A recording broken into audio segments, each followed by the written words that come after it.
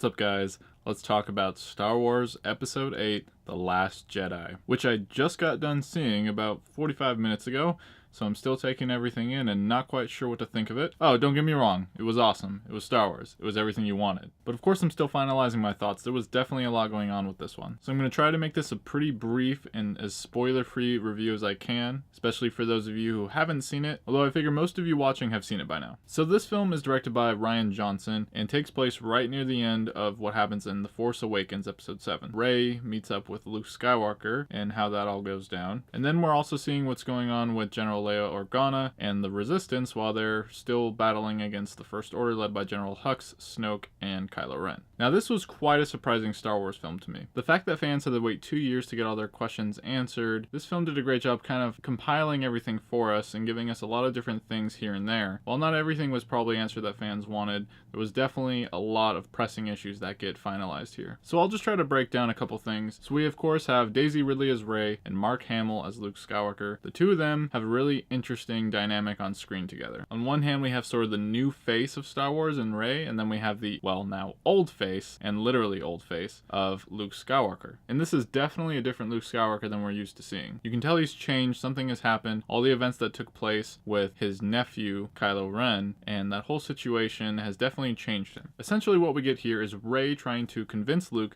to help them fight against the First Order, maybe even save Kylo Ren, and maybe turn him back to the light side if possible. We see some very interesting things that we've never really seen in Star Wars before, a situation where some characters here are able to communicate with one another without really being in the same proximity. We also get some great moments here by Chewbacca and R2-D2. I was really happy that they kind of shed light on both those characters a little bit and gave them some interesting fun moments. While this is happening, we get to see how the Resistance is really doing the best they possibly can to get away from the First Order. We get some really fun and entertaining moments with Poe Dameron, the pilot, who is just incredible and does a lot of crazy things and provides for a lot of fun and risky moves on part of the Resistance. And of course, his droid BB-8 is really great in this film as well, if not better than he was in The Force Awakens. It's really hard to tell. It provides a lot of fun comic relief, and most of the time it's surprising, like, oh, I had no idea he could do that sort of thing. We get to see what happens with Finn when he wakes up, and what happens when he finds out Rey isn't with them, and what he sets out to do. Now this part was cool. I like how they introduced another character here that ended up having some really interesting development, especially with the fact that her sister is also part of the film too. And now what I really appreciated, and there might be a little bias because of what happened with Carrie Fisher, rest in peace, was how they handled Princess Leia's character. I felt like out of all the Star Wars films, she was very much highlighted here in a very positive and really engaging way. I really liked how they presented her character and was really intrigued by some of the things they did here that I never knew was possible. And this is where things surprised me about the film. I felt like I had all these predictions going forward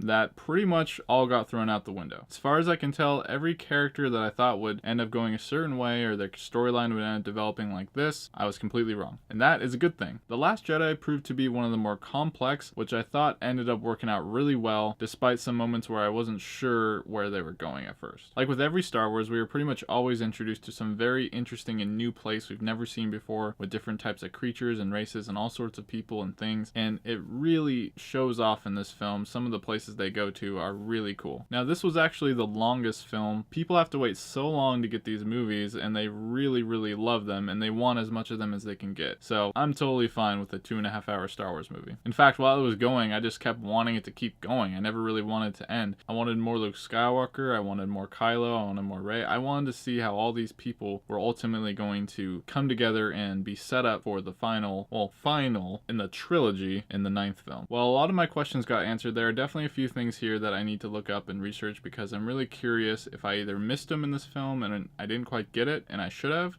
or if it's going to be something discussed amongst the fan base until eventually most people kind of really have figured it out by then. The score is incredible. John Williams comes back and does an amazing job as well, filling in new types of compositions, mixing the old with the new, and of course we get some of those classic ones that we all get really happy to see on screen. Like pretty much every Star Wars movie, there's going to be some surprises here too with different characters and moments, and cause for celebration where people are just going to start clapping in the theater. I'm all for that. I really enjoyed it. As far as Kylo Ren's character too, I definitely appreciate how they developed him a little bit more and showed us more of the complexities that he hides underneath. Now, I definitely think this film deserves another good viewing or two, or 3 or 4. We'll see. I'm going to have to check it out again to really solidify a lot of my thoughts here. But overall, I found it to be a spectacular display of just awesome Star Wars. As I said, guys, I want to keep it fairly short this time, so I'm going to go ahead and close it up. Star Wars: The Last Jedi is one of the most surprising and complex episodes in the saga that will satisfy and delight fans young and old. And that's why this film is a diligent pick. So guys, what do you think of Star Wars: The Last Jedi? How does it compare to the rest of the films in the franchise? Is it your new favorite? What are you hoping to see in Episode 9 as well as Solo: A Star Wars Story? My name is Dylan, and if you love entertainment, subscribe to my channel while this video ends and send me a thumbs up before you go. Thanks for watching and stay diligent.